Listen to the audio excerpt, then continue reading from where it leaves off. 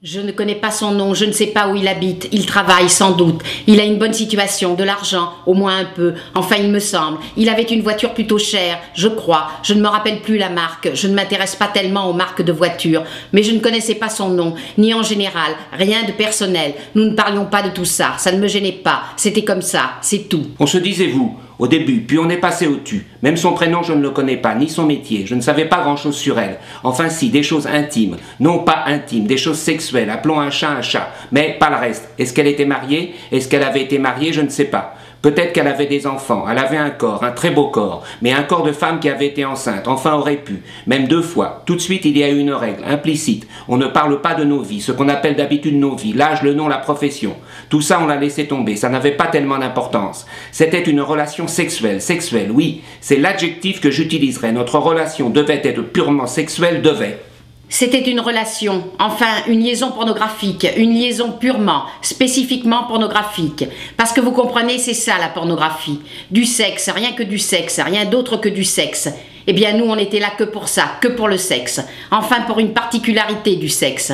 J'avais ce fantasme que je voulais absolument réaliser un jour ou l'autre. Comme je ne sais pas moi, comme les viols collectifs. Beaucoup de femmes ont des fantasmes de viols collectifs. Mais bon, de là à se faire violer par une demi-douzaine de camionneurs, c'est juste un fantasme et ça doit rester un fantasme. Là, non, c'était différent. C'était un fantasme que je voulais réaliser, que j'avais besoin de réaliser. Plusieurs fois, j'ai voulu le faire, mais mes conjoints n'ont jamais accepté. Alors bon, pendant quelque temps, je me suis trouvée célibataire, avec personne en vue. Je me suis dit, pourquoi ne pas réaliser ce fantasme? Je l'ai expérimenté, je le referai si ça se représentait, mais c'est moins pressant. C'est dans une revue que j'ai trouvé son annonce. Je l'achetais de temps en temps. Il y a pas mal de textes, d'articles sur mes goûts.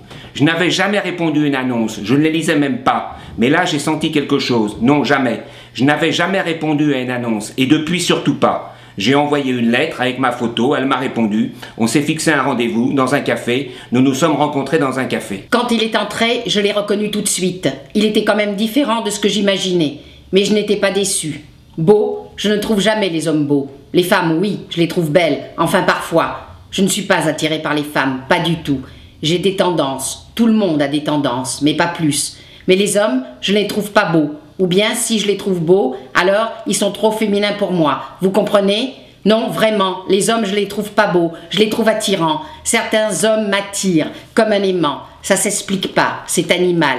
Lui, non, pas tout de suite, mais quand même. Il souriait, il a un sourire magnifique, il plisse les yeux, et c'est comme si tout son visage souriait. Quand il sourit, il est très beau.